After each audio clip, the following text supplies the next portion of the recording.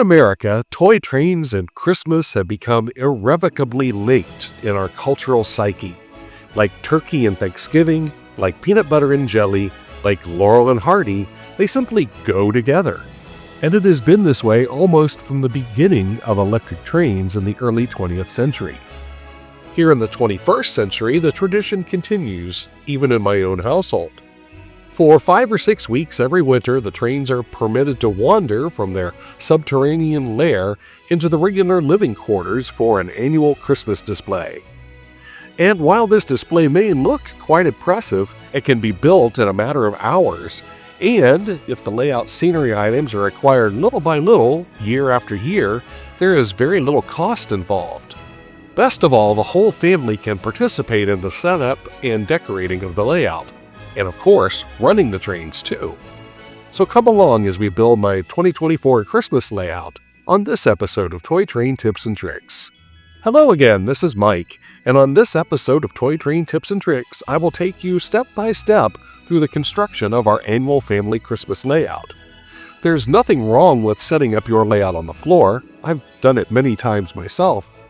But once again, we have a new puppy in the house, so elevating the layout is the best course of action, lest I come home one day to find a scene from a 1950s sci-fi movie next to the Christmas tree. In previous years, the layout has been supported by the family foosball table, but that is now gone.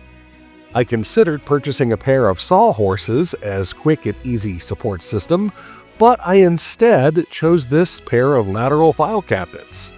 I seldom need access to the contents, so it's not a problem to use them as my layout base.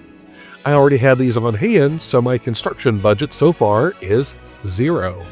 For the layout base, I once again used a surplus set of bifold doors. These were in the basement when we moved into the house, and they're not in use, but they make a great support system for a portable layout, so I kept them around. Check your area building thrift stores, such as a Habitat for Humanity Restore, for inexpensive used doors. They don't have to look great. So far, so good, and still at $0 cost. The next step was to bring all of the Christmas storage totes out of the basement and put up the Christmas tree. There! Now we are ready to concentrate on the trains. Now I did need to spend some money. I purchased a pack of white styrofoam panels to serve as my scenery base. The foam looks like snow on the ground. It reduces the noise a bit, and while somewhat firm, it is still easy to install scenery by pushing items into the foam. I might have made do with last year's foam, but I had used up some of those pieces on other projects throughout the year, so a new batch was in order. This package set me back around $12 including tax. I cut the panels to fit on the door with about 3 inches of overhang on every side to give a little more room for scenery. Once the panels were cut to fit, I taped the seams together to keep them from sliding around, and I turned the entire foam structure over. This year's platform was a bit narrower than last year's because the poles on the foosball table gave me extra room on the sides. As a result, I needed to change my track plan and village layout this year. But the narrower platform also gave me the opportunity to try out some K-Line Super Snap track that I was given last year. K-Line marketed this track in the late 1990s and early 2000s. It is fully compatible with regular O Gauge tubular track, but comes with extra ties and a blackened center rail. Plus, the ties snap together, similar to Lionel's Fast Track and MTH's Real Tracks, so it connects well without the need for steel pins, and it stays together very well. The Super Snap lock-on section is also a re-railer, which is a nice touch. To power the layout, I'm using a K-Line Power Chief from the early 2000s. It has been a bulletproof performer for me over the years.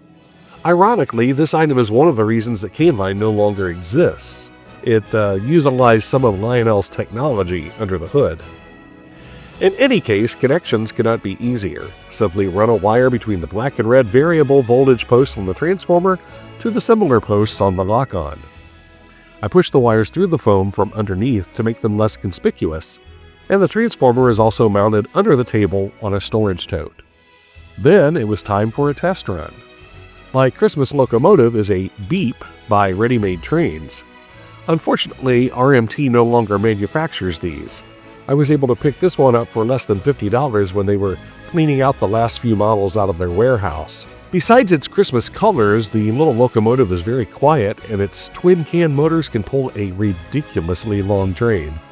The quiet running is a plus this year, as the room has become more of a family use area and not just a kid's rec room. I also laid out the ceramic village in a basic configuration.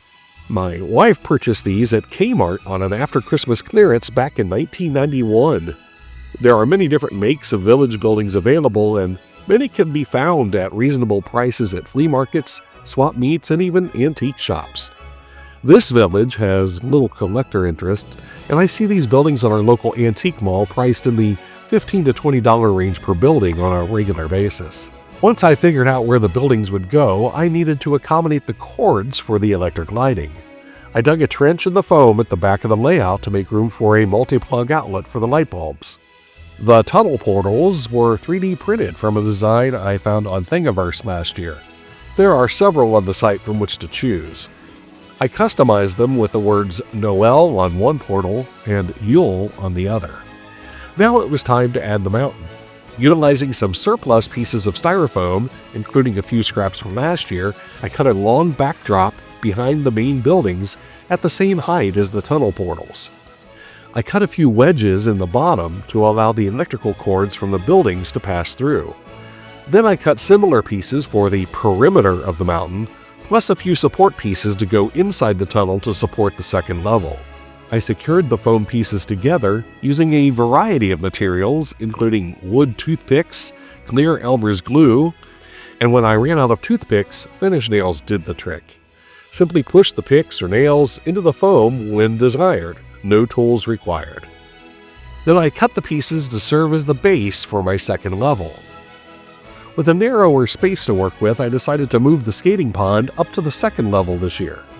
Start with a scrap piece of cardboard box, cover it with a sheet of aluminum foil, then cut some scrap styrofoam in the shape of the pond and place it over the cardboard and foil base. Voila, a skating pond. Next, I laid out my rubber cobblestone street. This comes in rolls that I found at Walmart and Dollar Tree. The material likes to retain its wound-up state, but I found that soaking the rolls in hot water for a few minutes helps the pavement lay straight. I secured the edges with a few light dabs of clear Elmer's glue and set weighted items on the roads until they dried. As promised in a previous video, I added a Lionel automatic gateman to the layout to provide some animation. The accessory is wired to the constant voltage terminals on the transformer. I did find that the original Lionel 153C contactor did not work well with the Super Snap track. I found a similar contactor in my parts box. I think it's an MTH model, and it works very well. The spring adjustment has a much finer control than the Lionel model, and it seems to hold its setting better than the Lionel versions too. To keep the shack from vibrating off the board, and to reduce the noise a bit, I used Gorilla mounting putty at each corner of the shed.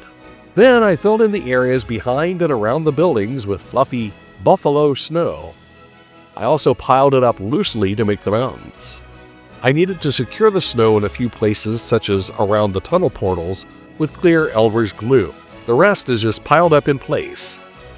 I was able to recycle all of this snow from last year's layout.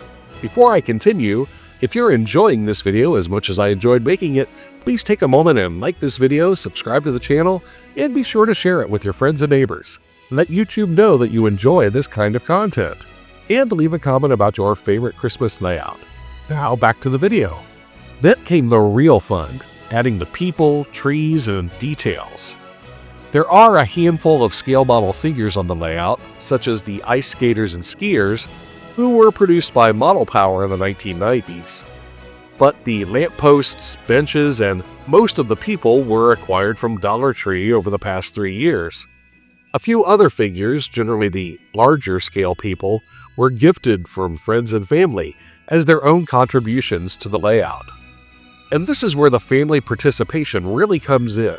Let everyone use the figures to create their own mini-scenes on the layout, like the carolers at the train station, the snowball fight near the school, and the skier who had a mishap on the mountain. Have fun with the display.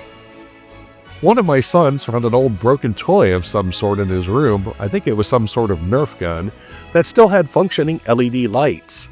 We salvaged these and put them on the large Christmas tree in the center of the village. Speaking of trees, these were also a community project. I found many trees at Dollar Tree and Walmart, and a large bag was gifted to us by a family member who found them on clearance after Christmas last year. To secure the trees and figures, my go-to product was again the Gorilla mounting putty. As for the rolling stock, most of the cars were purchased on eBay as a great bargain last month, and you can see the video describing these cars by following the link in the video description. The lighted cars with the presents and Santa were assembled just like last year, using lights from Dollar Tree and attaching them to the gondolas with Gorilla putty. The presents were a Dollar Tree purchase. The Santa and reindeer were an old cake decoration that's been in the family for decades. I also found a package of wreaths at Hobby Lobby. One adorns the rear of the caboose, and another was added to the door of the gateman shack, again using Gorilla putty. Since there's little reason to access the transformer, the locomotive lacks horn and bells, I simply set the transformer on a good speed, locked the reverse unit in forward, and simply turn the power of the train in the village on and off with a remote control switch attached to the multi-outlet pack. The final addition of the display was a light table skirt to hide the wiring, transformer, and storage boxes. Our annual Christmas layout has become a highlight of our family celebrations, with everyone in the family lending a hand with some part of construction and decoration. And visitors look forward to seeing the display when they visit. It's always a hit. And I hope it's a hit with you. I hope you found a few useful ideas for your own display from this video. Keep the trains running, have a Merry Christmas or whatever holiday you may celebrate, and we'll catch you next time with more toy train tips and tricks.